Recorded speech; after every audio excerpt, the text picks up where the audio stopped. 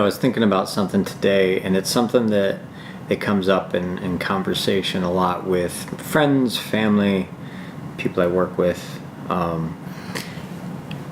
It's politics, right? And it's so emotional, and people have such strong opinions and views, and it just occurs to me that like there's a problem, and I'm not the only one seeing it. Of course, I'm sure you have too, right? Like there's just this huge divide in our country. It started with politics, and now seems like our very society itself, is divided now. And it's along political lines, but they're not very clearly drawn lines, and it's tearing us apart. And it's not a U.S. phenomenon. It's happening all across the world. Europe is experiencing this as well.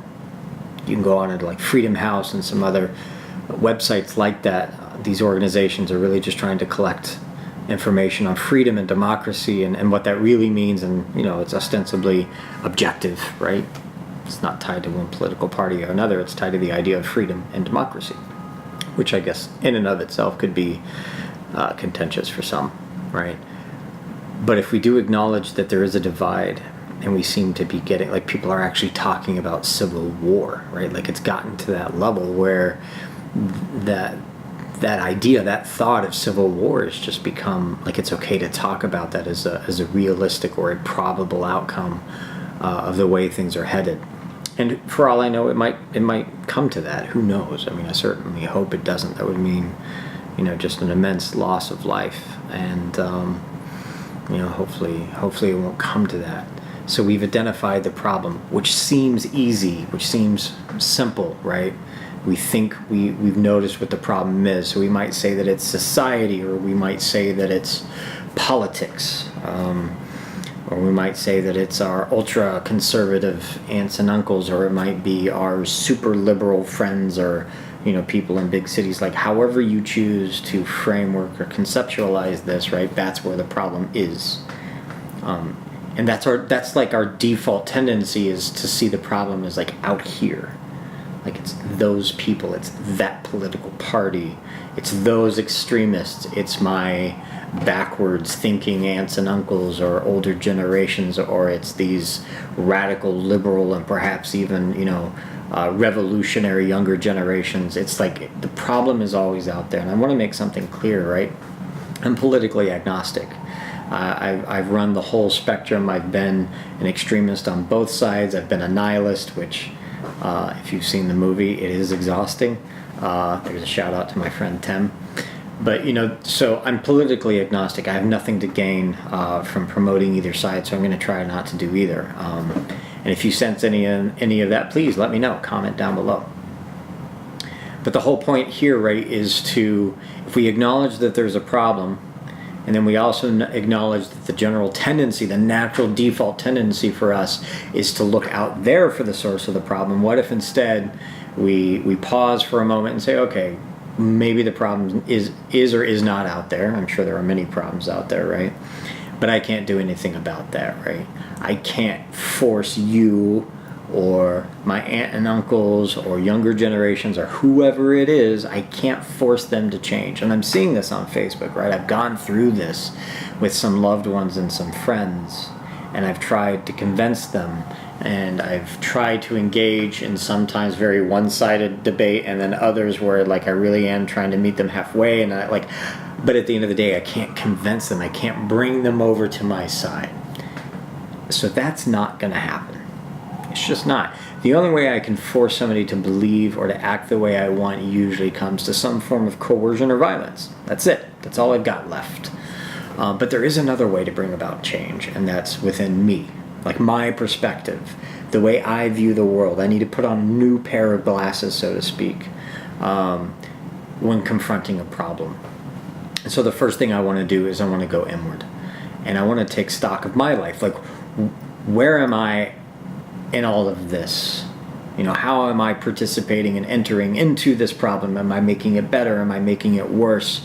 What are some of the things that I've been taught, that I may have been programmed with, right? And that's what I'm entering into this problem with. And I'm not taking those things into consideration. So if I take stock honestly about where I'm at, right? So I might call this like an internal inventory, and see exactly what's going on within me. Now I'm starting to get closer to the problem, right? Because the problem is a matter of perception, right? And if my perception, if the way I view the world and its people is skewed, then the way I interact with that is also going to be skewed, and it's going to be tainted a certain way. So I'm going to put on my different pair of glasses, right?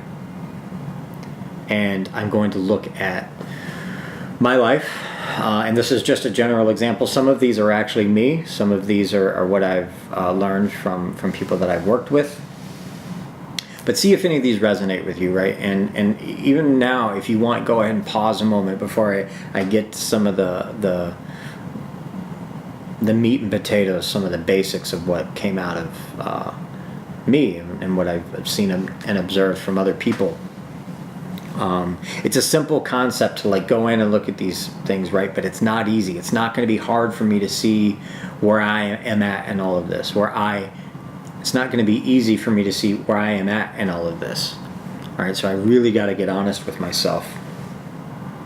So it means taking responsibility for my actions, my viewpoints, my opinions, and also like the very specific things I've done that have contributed to this problem, right? Because I'm not innocent in any of this. All right, and these are some of the things that I came up with. Again, from my own and from others.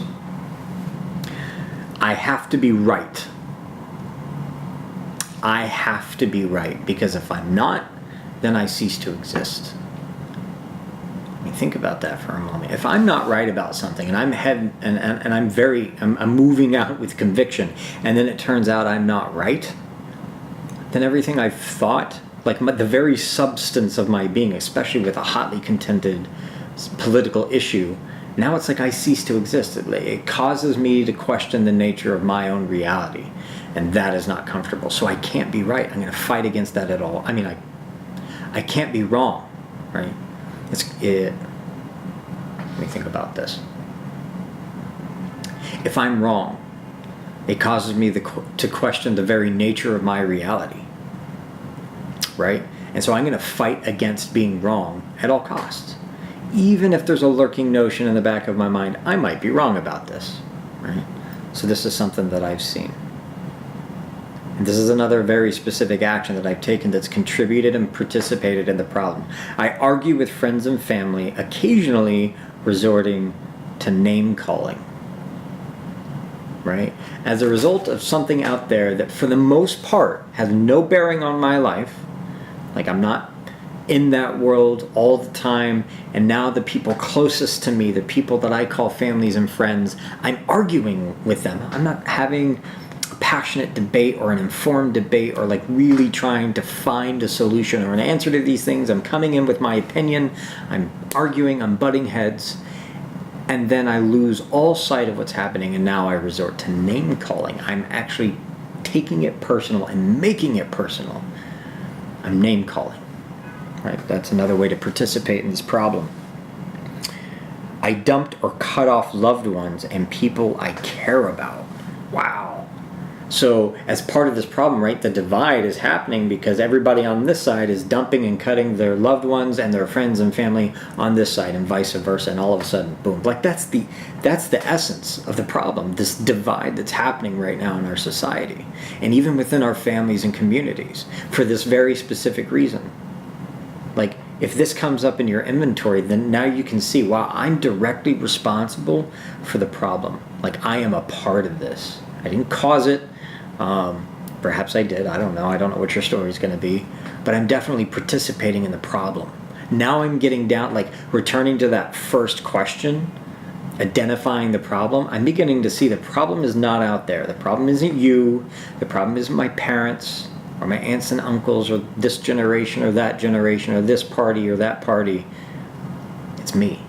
Right now I'm getting down to some truth here. This is good stuff. I lied about how involved I am in my community and local government so that I could gain the upper hand in arguments. Wow, this is great. Like this little bit of truth shows how like now I'm corrupting my own moral character by being dishonest so that I can gain the upper hand in these arguments. Why? It kind of goes back to this first one. I have to be right. Because if I'm not right, at the end of the day, I begin to question the nature of my existence and my reality. So this also speaks to some of the things that are coming up, right, which is fear. There's a tremendous amount of fear in every single one of these. I am afraid of being oppressed, right? And this is sort of like a core issue within politics, right? You've got perhaps one side of the discussion saying if we have too much of this, then ultimately we'll lose it all and be oppressed. And then there might be another side who's saying, well, we have to have these certain things so that everybody can experience freedom, but the other side is oppressed. And it goes back and forth. Everybody is afraid of being oppressed. It's a legitimate, rational fear. It reaches back to the very foundations of what government means. How much is too much? This contractual obligation that's made between society and government, right? And there's tons of political theory around this stuff, which is really great to read. But it informs this self-knowledge and this inventory of fear of oppression. It's a natural fear. It's natural to fear this, right?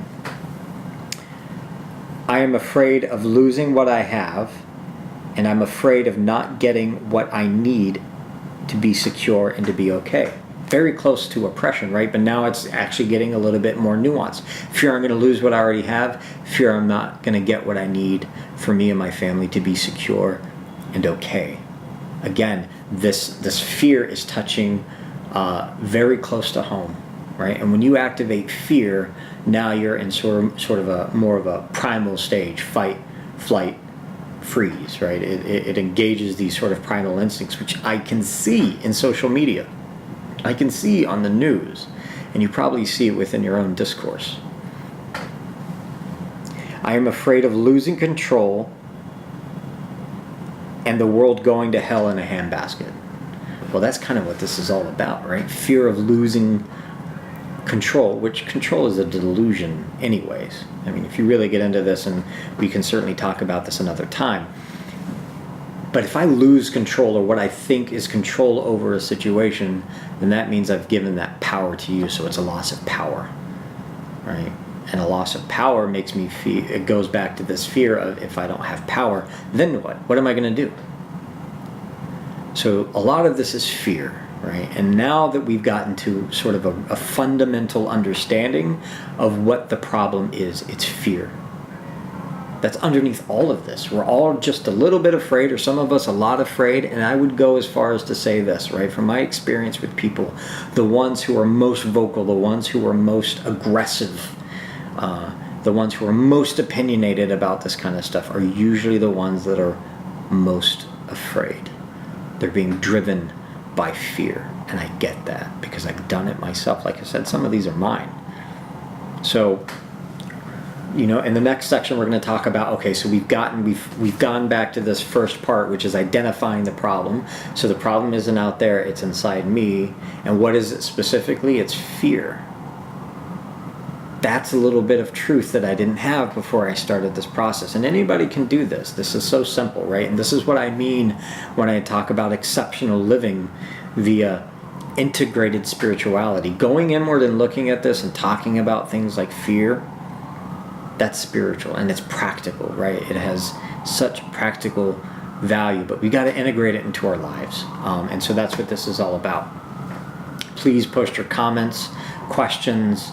You can tell me how crazy I am below, but I love to hear all of it. And again, you know, if you do this kind of inventory and you're brave enough to put it out there and post it in the comments section, please do, right? Because I'm sure, I'm hoping that some people like maybe identified with some of the things that I brought up in this particular inventory.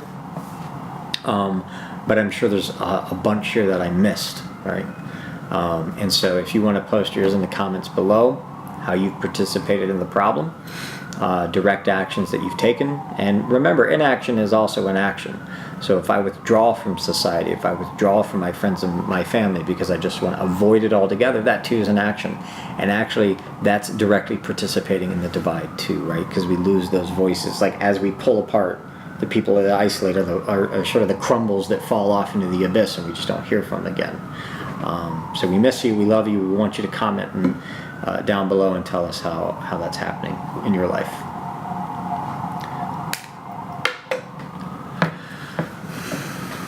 And now I'm not sure if I'm supposed to have some sort of